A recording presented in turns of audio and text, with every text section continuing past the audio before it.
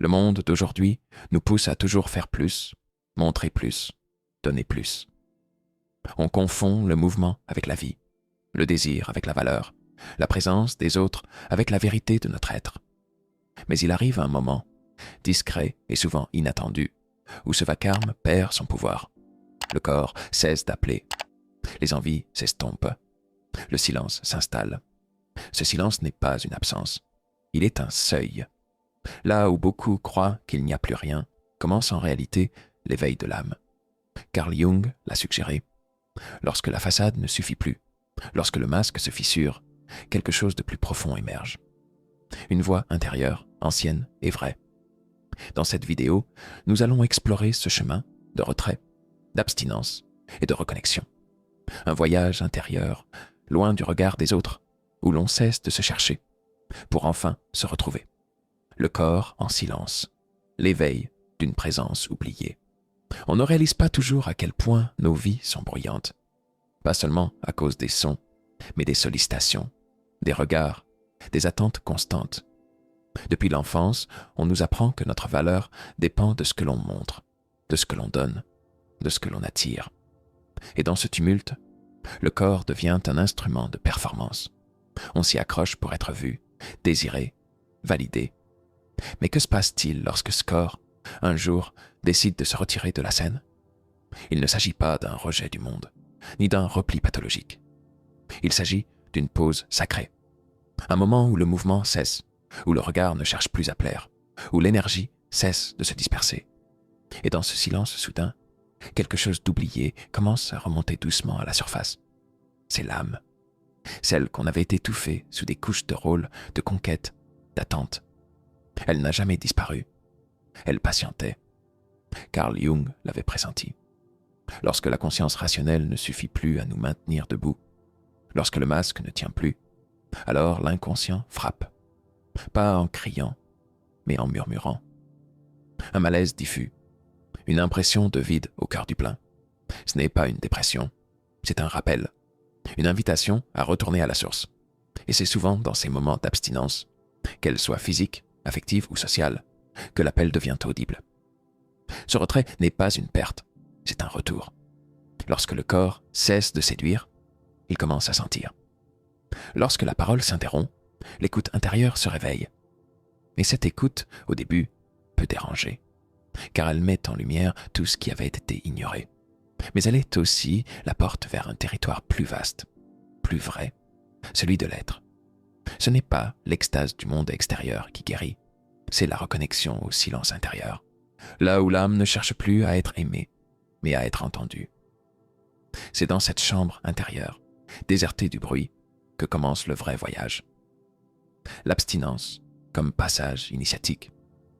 Ce que le silence révèle. Il y a un malentendu tenace autour du mot abstinence. Dans l'esprit collectif, il évoque la privation, le manque, l'austérité. On imagine une existence froide, une sorte de désert émotionnel. Et pourtant, rien n'est plus vivant que l'abstinence lorsqu'elle est choisie en conscience. Car ce n'est pas un refus de la vie, c'est un changement de direction. Ce n'est plus le monde extérieur qui nourrit, mais la profondeur intérieure qui se révèle. Ce chemin n'est pas facile. Il commence souvent par une cassure, un désenchantement. Le plaisir, autrefois recherché, devient soudain fade. Les relations qui apportaient d'excitation deviennent pesantes. Même les succès semblent creux. Et alors, sans vraiment savoir pourquoi, on se retire. Pas par peur, mais parce qu'il n'y a plus rien à poursuivre dehors. Ce moment marque le début d'une transformation. L'énergie autrefois tournée vers le monde se tourne vers l'âme. Jung l'appelait la descente dans l'ombre. Cette étape où l'on quitte les apparences pour affronter ce qui a été refoulé. Il ne s'agit pas d'un combat, mais d'une rencontre. Une rencontre avec les parts de soi longtemps abandonnées, niées, oubliées. L'abstinence devient alors un miroir. Ce qu'elle révèle est brut, parfois douloureux, mais profondément libérateur. Car dans ce dépouillement, l'être cesse d'être défini par ses attachements, ses rôles, ses performances. Il devient pur potentiel. À mesure que le corps se tait, les sens subtils s'éveillent. Les rêves deviennent plus vifs, les intuitions plus fréquentes. Les gestes ralentissent, mais chaque mouvement porte plus de sens. L'absence de stimulation n'est plus un vide, mais un sanctuaire. On découvre que l'on n'a jamais vraiment été seul, car dans le silence, une autre présence s'élève, celle de notre âme. Et dans cette exploration intérieure, une vérité ancienne refait surface. Ce n'est pas l'amour que l'on cherche, mais la reconnexion à soi. Car lorsque cette reconnexion s'installe, l'amour ne devient plus une quête, mais une extension naturelle de notre vibration intérieure. On ne mendie plus l'attention. On rayonne. On ne se dilue plus dans l'autre. On invite depuis un espace de souveraineté. Ce processus n'est pas passif. Il demande courage, persévérance et une écoute radicale. Il faut résister aux voix extérieures qui diront que l'on se ferme, que l'on rate sa vie, que l'on fuit l'amour. Mais la vérité, c'est qu'en s'absentant du tumulte, on accède à une connaissance que rien de superficiel ne peut offrir. La connaissance de soi. Et cette connaissance transforme tout. Ce n'est pas une fin, c'est une initiation. L'ombre et la vérité. Quand l'abstinence dévoile le soi authentique. Lorsque l'on persévère dans le silence, quelque chose d'inattendu se produit. Ce n'est plus seulement le monde extérieur que l'on met à distance. C'est aussi l'illusion de soi. Les titres que l'on portait comme des armures, amante, séducteur, époux, muse, se fissurent.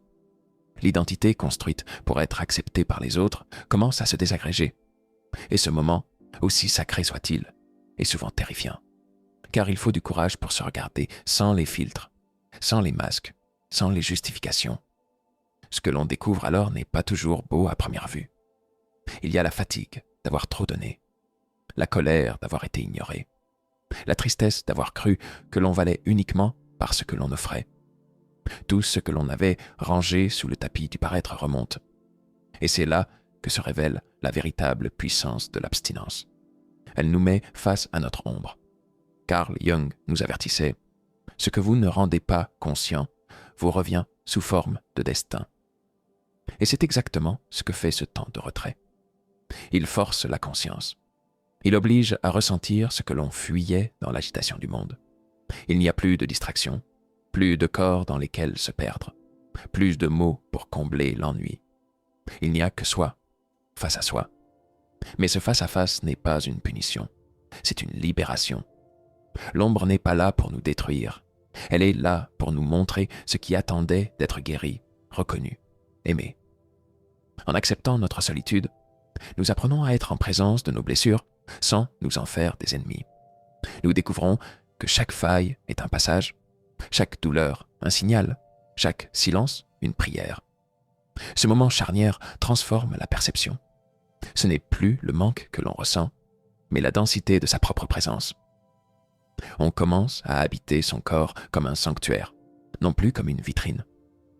Le regard cesse de chercher ailleurs ce qui ne peut être trouvé qu'à l'intérieur.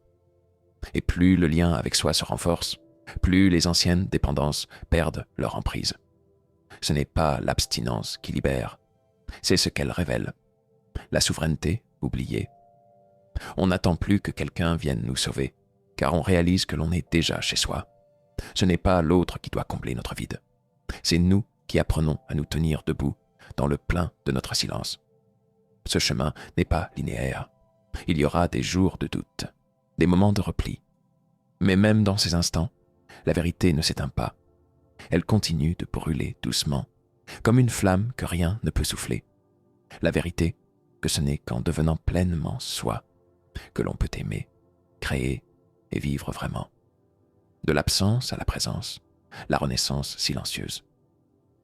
Il existe une métamorphose discrète que peu de gens reconnaissent, car elle se produit loin des projecteurs, loin des regards extérieurs. C'est celle qui naît dans l'absence, dans le silence prolongé, dans cet espace que l'on redoute tant, le vide. Lorsque l'on choisit consciemment de s'éloigner du désir immédiat, des relations conditionnelles, de l'attention mécanique, on entre dans un territoire sacré. Au début, ce territoire ressemble à un désert, mais ce désert n'est pas stérile. Il est gestation. Dans cette phase, l'abstinence n'est plus vécue comme une renonciation. Elle devient préparation. On ne fuit pas. on façonne. Le regard qui autrefois attendait d'être vu se tourne vers l'intérieur et découvre des paysages oubliés, des émotions anciennes, des aspirations inexprimées, des élans créateurs qui n'avaient jamais eu l'espace de naître. Ce qui ressemblait à une perte de sens se révèle être une alchimie. On ne s'efface pas, on s'affine. Ce retour à soi ne se fait pas sans résistance. L'ancien monde tente de nous rappeler. Les messages qui vantent la performance, la séduction, l'urgence d'être comblé par l'autre. Mais quelque chose en nous a changé. La fin n'est plus la même. Ce que l'on recherchait dans l'autre, reconnaissance, amour, confirmation, on commence à le cultiver en soi. Et cela transforme tout. Petit à petit, on redéfinit les gestes du quotidien. Le temps n'est plus rempli, il est habité. Chaque parole devient plus lente, mais plus vraie. Chaque silence devient une présence. Le corps lui-même ne demande plus à être exposé. Il devient temple, abri, canal. L'abstinence cesse d'être un état de privation. Elle devient un territoire de puissance. Ce que l'on protégeait comme un manque s'avère être un trésor en formation. Cette transformation porte un nom dans la psychologie jungienne, l'individuation. C'est le moment où l'être cesse de chercher sa moitié à l'extérieur, car il se découvre complet. Il ne s'agit plus d'atteindre un idéal, mais d'intégrer toutes ses parties, y compris celles que l'on avait jugées, oubliées ou fragmentées. On ne cherche plus la lumière en fuyant l'ombre. On embrasse l'union de toutes les dimensions de l'âme. Et dans cette union silencieuse, un nouveau regard naît. L'amour, s'il vient, n'est plus exigé. Il est accueilli. Il ne sert plus à combler, mais à célébrer. Ce n'est plus une dépendance, c'est une offrande. Car l'être qui renaît de l'abstinence ne cherche plus à se définir par l'autre. Il est devenu un feu stable, une présence paisible. Il ne s'accroche pas, il rayonne. Et ceux qui sont prêts à rencontrer cette lumière s'en approcheront, non parce qu'elle attire, mais parce qu'elle éclaire, la solitude sacrée, l'art de marcher avec soi. Il y a un moment dans ce parcours où la solitude cesse d'être un fardeau. Elle devient un sanctuaire. Longtemps, on a cru qu'être seul signifiait être incomplet, qu'un cœur sans écho était un cœur qui souffrait. Pourtant, lorsque l'on s'installe véritablement dans le silence, un autre type de lien se révèle. Un lien que l'on ne peut tisser avec personne d'autre qu'avec soi-même. Dans cette solitude choisie, on apprend à se connaître au-delà de l'image. Plus de miroirs pour nous refléter, plus de voix pour nous guider. On devient son propre repère. Et dans cette autonomie, une force nouvelle se lève. Ce n'est pas une force éclatante, visible, tapageuse. C'est une force souterraine, enracinée. Une stabilité intérieure que rien ni personne ne peut ébranler. Les anciens disaient que le silence est le langage de Dieu. Et dans ce silence, on commence à entendre les réponses que l'on cherchait depuis si longtemps à l'extérieur. Non pas sous forme de phrases, mais de sensations, d'intuition, de clarté soudaine. L'esprit cesse de courir. Le cœur cesse de quémander. L'être se suffit. Pas par orgueil, mais par union. C'est dans cette étape que beaucoup rebroussent chemin. Parce que le vide devient trop vaste, trop silencieux, trop nu. Mais ceux qui tiennent bon découvrent une vérité que rien ne pourra leur reprendre. Le véritable amour commence par l'alliance avec soi. Avant d'aimer l'autre sans condition, il faut apprendre à marcher à ses côtés, seul, dans la vérité de chaque pas, même incertain. Cette solitude n'est pas une punition. C'est une initiation. Elle forge une clarté de perception, une lucidité du cœur. On n'entre plus dans une relation pour fuir le vide. On y entre pour partager la plénitude. On ne parle plus pour être entendu, mais pour exprimer le juste. On ne donne plus pour être aimé, mais pour honorer ce que l'on est. Et alors, le monde commence à nous percevoir différemment. Non parce que nous avons changé d'apparence, mais parce que notre énergie a changé de nature. On devient sélectif, non pas dans un esprit de fermeture, mais parce que notre paix intérieure devient précieuse. On ne laisse plus entrer n'importe quoi dans notre temple. On ne dilue plus notre lumière pour être accepté. La solitude sacrée nous a appris que la compagnie ne vaut que si elle respecte notre silence intérieur. Elle nous a révélé que l'amour véritable n'ajoute rien. Il révèle ce qui était déjà là. On ne cherche plus à être comblé. On marche comblé. Et dans cette marche, chaque rencontre devient un miroir, non d'un manque, mais d'une complétude partagée. C'est ainsi que l'on avance.